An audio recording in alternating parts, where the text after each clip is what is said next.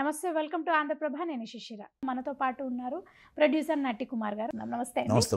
అంటే ఆయన నిజాయితీగా లేరంటారా? అందుకే అంత 10,000 మందిని తీసుకొచ్చారు. మరి అదే కదా దాని ఆన్సర్, అదే కదా నేను అడిగిన ఆన్సర్లో మీకు కనబడుతుంది కదా. నేనేం అడుగుతున్నా, మీకు నిజాయితీగా ఒక్కలే వచ్చి విచారణకి వెళ్ళవచ్చు కదా. మీరు 10,000 మందిని తీసుకొని రమ్మని ఆ నోటీసులు ఇవ్వలేదు కదా. 10,000 మందిని తీసుకొచ్చింది మీరు. మళ్ళీ పోలీసులు పెట్టారు, 10 కోట్లు నష్టం వస్తుందంటే మీరు. అంటే ఇక్కడ జనాలు కనబడట్లేదా? జనాలకు అర్థం అవ్వట్లేదా?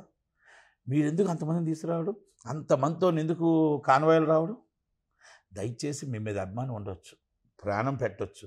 ప్రాణం పెట్టే వాళ్ళకి కూడా చెప్పాలి, ఇది ప్రజల సొమ్ము, మన బిడ్డల సొమ్ము కాబట్టి దయచేసి మీరు ఎవరు రావద్దు.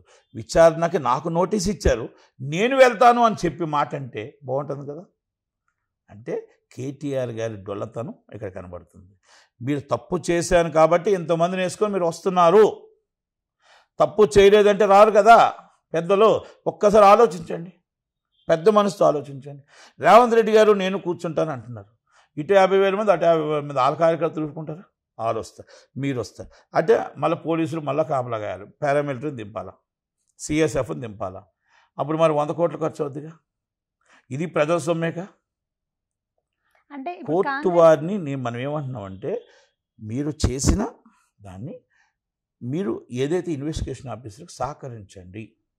ఇన్వెస్టిగేషన్ ఆఫీసర్కి సహకరించి మీరు కోర్టుకి వెళ్ళారు, ఇన్వెస్టిగేషన్ ఆఫీసర్ని సహకరించమని చెప్పారు. మీరు సుప్రీంకోర్టుకి వెళ్ళారు, ఎందుకు విత్డ్రా చేసుకున్నారు?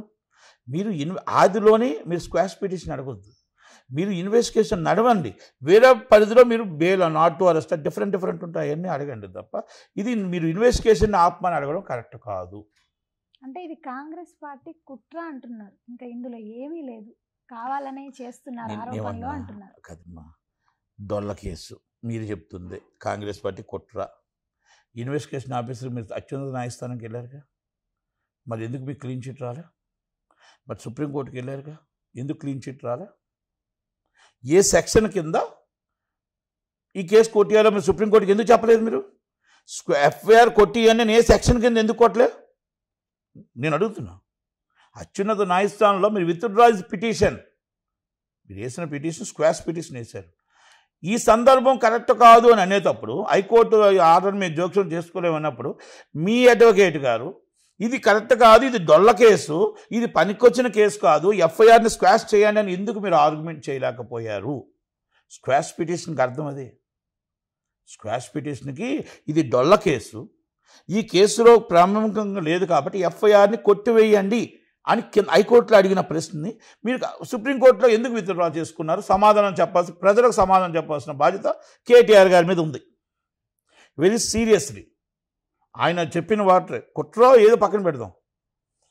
హైకోర్టులో అడిగితే హైకోర్టులో ఏం చెప్పారు? ఏ కేసు అయినా సరే ఆ కేసులో ప్రాముఖ్యంగా మీరు జరిగిన మొత్తం టోటల్గా జరిగింది ఏదైతే చెప్పారు, ఇందాక మీకు చెప్పానో ఆ చెప్పినవన్నీ కూడా ఎంక్వైరీ చేసుకోవాలి. ఎంక్వైరీ చేసిన తర్వాత కదా ఎవరు నిజాయితీ పరులు ఎవరు ఏంటంటే తెలుస్తుంది. కాబట్టి ఎంక్వైరీకి ఆపకండి, ఎంక్వైరీకి సహకరించండి, ఎంక్వైరీకి సహకరించండి, విచారణకు సహకరించండి. దయచేసి విచారణ తర్వాత వాళ్ళు స్టేట్మెంట్ రికార్డ్ చేసుకున్నాక నిజ నిర్ధారణ తేలుతుంది. అప్పుడు అరెస్ట్ చేస్తారా లేకపోతే క్లీన్ చీట్ ఇస్తారా అని తేలుతుంది కదా. అంతే కదా. కాంగ్రెస్ పార్టీ ఇచ్చిన హామీలను నెరవేర్చకుండా వాళ్ళ పార్టీని అంటే జనాలందరూ తిడుతున్నారని చెప్పి వాళ్ళని దారి మళ్లించడానికే ఇలాంటి కేసులు అంటే ఇలాంటి ఆరోపణలు చేస్తున్నారు కాంగ్రెస్ పార్టీ. అలాంటప్పుడు ఫోన్ ట్యాపింగ్ కేసు రావచ్చుగా, అలాంటప్పుడు ఇంకో కేసు రావచ్చుగా. ఈ కేసులో రేవంత్ రెడ్డి గారు చాలా క్లియర్గా చెప్పారు, నేను కాంగ్రెస్ని మద్దతు ఇవ్వట్లా. రేవంత్ రెడ్డి గారు ఏం చెప్పారంటే, అనుకోకుండా ఎవరైతే ఈ రేస్ కంపెనీస్ సీఈఓ ఉన్నారో ఏమంటే మీరు టైం అయిపోతుంది, మీరు మళ్ళీ ఈ అమౌంట్ మీరు కడితే, 3వ ఇన్స్టాల్మెంట్ ఏదో కడితే మీకు ఏదో స్టార్ట్ అవుతుంది ఏదో అని చెప్పుకుంటూ వచ్చారంట. దానివల్ల ఎంత నష్టం వస్తుందో ఏం నష్టం వస్తుందో అన్నీ బేర్ చేసుకొని అప్పుడు ఆయన తొందరగా ఇది చూసిన తర్వాత అసలు దీంట్లో ఏం జరిగిందని తీస్తే వాళ్ళు చెప్పిన తర్వాతనే ఆయన తెలిసిన తర్వాత ఫాస్ట్గా తీశాడు. లేకపోతే ఇంకా కొంచెం లేట్ అవును. దాన్ని తీసుకొచ్చి దాని మీద ఎంక్వైరీ చేయమన్నారు. గవర్నర్ గారు పర్మిషన్ అడిగారు, గవర్నర్ గారు పర్మిషన్ ఇచ్చారు. రూల్ ప్రకారంగా చట్టం తన పని చేసుకుపోతుంది, యాజ్ పర్ లా వెళ్తున్నప్పుడు ఇక్కడ ఏది అవని ఓకే, మీరు తప్పులేదు, ప్రతిపక్ష నాయకుడిగా మీరు 6 గ్యారంటీల కోసం అడగండి, ఇంకో గ్యారంటీ కోసం అడగండి, ఇంకో గ్యారంటీ కోసం అడగండి. అవన్నీ మీ రైట్ ఇస్ ప్రతిపక్ష నాయకుడిగా. ఇది చేసింది తప్పు కూడా ఎదుర్కోవాల్సిన బాధ్యత కూడా మీకుంది కదా. ఇప్పుడు కాళేశ్వరం ప్రాజెక్టులో తప్పు జరిగిందా, మీరు ఆల్రెడీ ఫోన్ ట్రాపింగ్లో తప్పు జరిగిందా, ఇవన్నీ ఇన్వెస్టిగేషన్లో భాగమే కదా. ఈ డిఫరెంట్ ఇన్వెస్టిగేషన్లు ఉంటాయి. నన్ను అరెస్ట్ చేయొద్దు, నేను మొత్తం టోటల్ ధర్నా చేస్తా, ఈ 6 గ్యారంటీల కోసం నేను అడిగిన దాకా నన్ను ధర్నా చేయొద్దు అంటే ఎలాగా? తప్పు. చట్టం తన పని తాను చేసుకుపోతూ ఉంటుంది. మీరు ఇన్వెస్టిగేషన్ భాగంలో మీరు సపోర్ట్ చేయాలి, సహకరించాలి. ఇన్వెస్టిగేషన్ భాగంలో అన్నీ మీరు సపోర్ట్ చేయాల్సిందే యాజ్ పర్ కోర్ట్ ఆర్డర్. మళ్ళా మీరు ధర్నా చేయాలన్నా, ప్రతిపక్ష నాయకుడికి ఏం చెప్పాలన్నా, ఏం చేయాలన్నా అది మీకు పూర్తి రైట్ ఉంటుంది, పూర్తి స్వేచ్ఛ ఉంటుంది. మీరున్నారు, కేసీఆర్ గారు ఉన్నారు, కేటీఆర్ గారు ఉన్నారు, కవిత గారు ఉన్నారు, ఆదిశ్వరావు గారు ఉన్నారు, అందరూ ఉన్నారు. కాబట్టి మీ పార్టీ తరపున ప్రతిపక్ష నాయకుడిగా మీకు రైట్ అది. కనుక ఇక్కడ మాత్రం దయచేసి ఈ కేసులో కంపల్సరీ నాకు చూస్తున్న సమాచారం ప్రకారం తప్పు దొర్లింది. రాజకీయం కాదు ఇది, ఇది రాజకీయంగా తప్పు దొర్లింది. చట్టం, న్యాయం దీంట్లో కంపల్సరీ రూల్స్ ఆఫ్ పొజిషన్ ప్రకారం రాలేదు అనేది కనబడుతుంది. కనుక కంపల్సరీ దీని మీద అరెస్ట్ అవ్వడం మాత్రం ఖాయం.